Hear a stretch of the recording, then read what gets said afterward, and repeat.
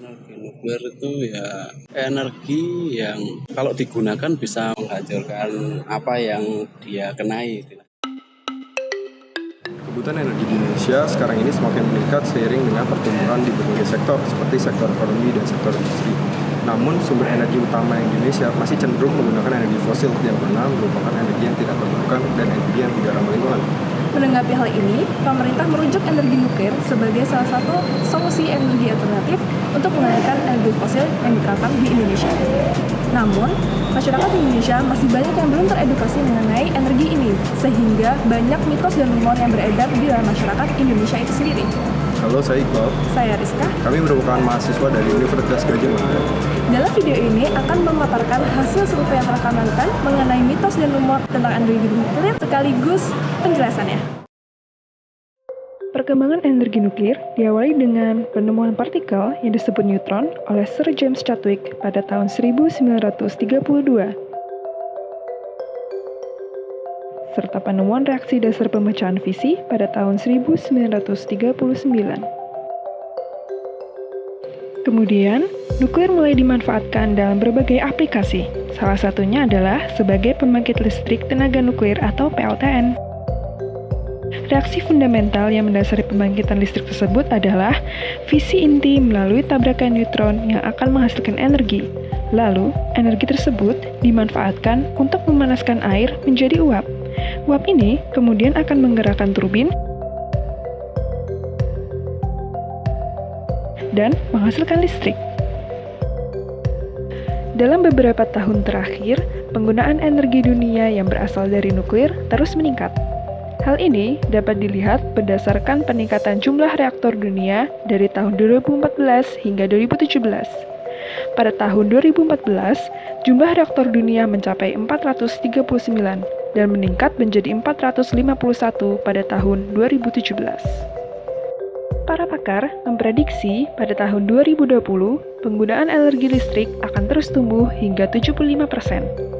Indonesia merupakan negara yang diprediksi akan terus mengalami perkembangan di berbagai bidang, sehingga kebutuhan energi harus terus tersedia demi Indonesia yang mandiri. Salah satu energi alternatif pemenuh kebutuhan tersebut adalah energi nuklir. Badan Tenaga Nuklir Nasional pada tahun 2016 menemukan sebanyak 77,53% masyarakat Indonesia sepakat untuk melakukan pembangunan PLTN. Salah satu faktor angka tersebut belum mencapai 100% adalah karena masih terdapatnya mitos dan rumor terkait energi nuklir di masyarakat Indonesia. Berdasarkan survei yang telah kami lakukan, terdapat 3 topik utama yang menjadi fokus dalam pembahasan video ini terkait mitos dan rumor energi nuklir yang ada di masyarakat Indonesia. Yang pertama adalah pengaruh energi nuklir terhadap kesehatan, yang kedua adalah climate change atau perubahan iklim, yang ketiga adalah peralihan ke energi nuklir. Ketiga topik tersebut akan kami tanyakan kepada masyarakat sekitar mengenai pendapat mereka dan kebenarannya akan dikonfirmasi oleh narasumber kami. Penasaran kan? Tonton video kami. Nama saya Sumarji Wiono, pekerjaannya tenaga pendidikan. Saya Rizal Fahmi. Nina Endah Rahayu, Saya dosen. pegawai negeri. Eti, ibu rumah tangga. Saya Sigit Purnomo di BU Universitas PN di Balai Futsal SBU-nya. Nurfolik, freelance photographer. Sally Francisca, mahasiswa.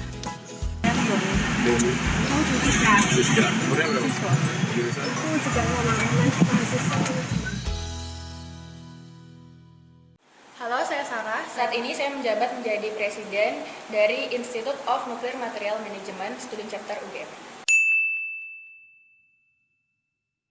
Nggak tahu mas. Setahu saya ya itu cuma nuklir. Kalau itu berbahaya gitu kan. Apa ya, istilah energi yang istilahnya kalau digunakan bisa menghancurkan apa yang dia kenai, istilahnya kayak gitu. Tahu saya itu. Ya, energi nuklir, energi terbesar sih sebenarnya, kayak banyak di negara-negara Eropa biasanya banyak ditemukan. Energi yang dihasilkan dari pakai proses ini ya, seperti teknologi yang lebih fisiko dan sebagainya gitu. Pembangkit listrik tenaga nuklir.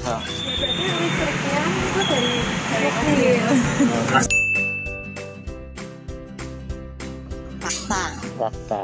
Setahu saya itu fakta. Saya pernah dengar kalau itu kan bisa merusak sel-sel dan lain sebagainya, dan otomatis dia mempengaruhi reproduksi kita di dalam sehingga bisa mandul dan lain sebagainya kayak gitu.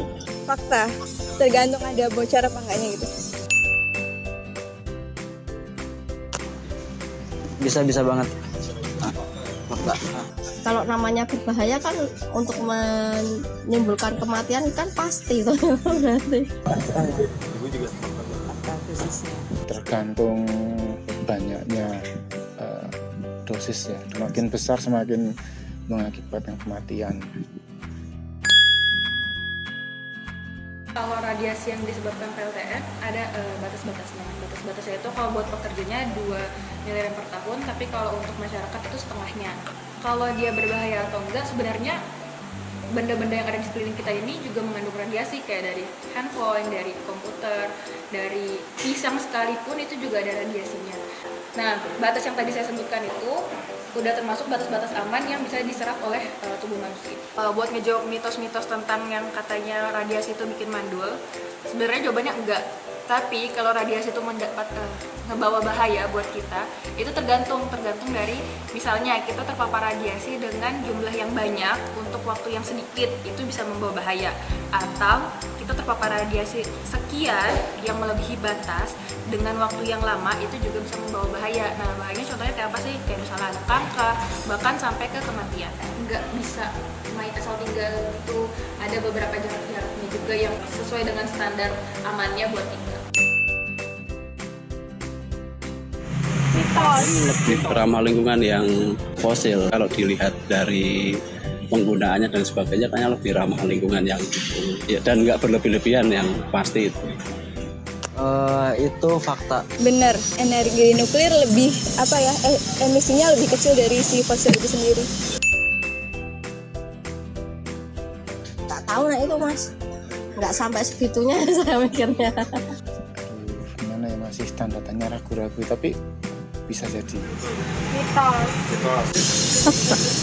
Mitos ya. Kalau energi nuklir mungkin tidak ya, tapi kalau akibatnya dia akan juga menimbulkan energi panas yang pada dasarnya nanti pada akhirnya sama juga kan ya.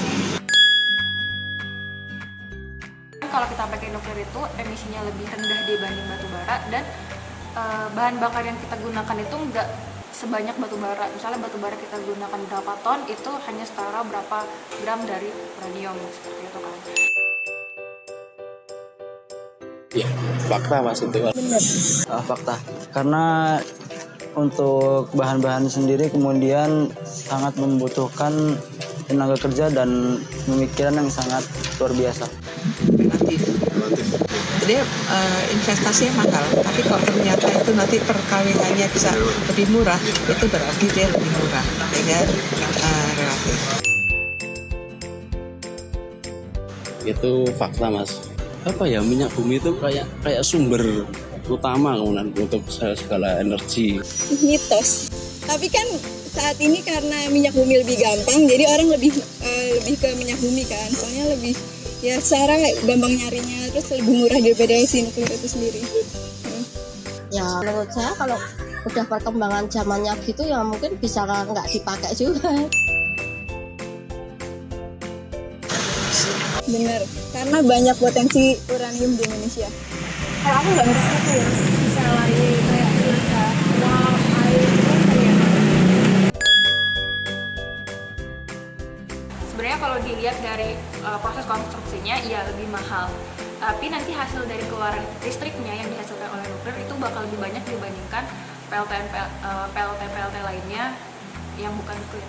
Dan penggunaan bahan bakar nuklir tersebut juga bakal lebih cenderung sedikit dibandingkan penggunaan kayak batu bara untuk pembangkit listrik batu bara atau minyak bumi atau gas. Kalau untuk energi yang mandiri itu jawabannya iya. Jadi kalau dilihat dari kesetaraannya tadi atau perbandingannya tadi, PLTN itu cukup untuk dipertimbangkan menjadi energi mandiri. Gimana? Udah jelas kan? Jangan lupa like, komen, Dan juga mengisi link survei yang ada di kolom deskripsi di bawah untuk menilai kebermanfaatan dari video ini. Akhir kata, never stop learning.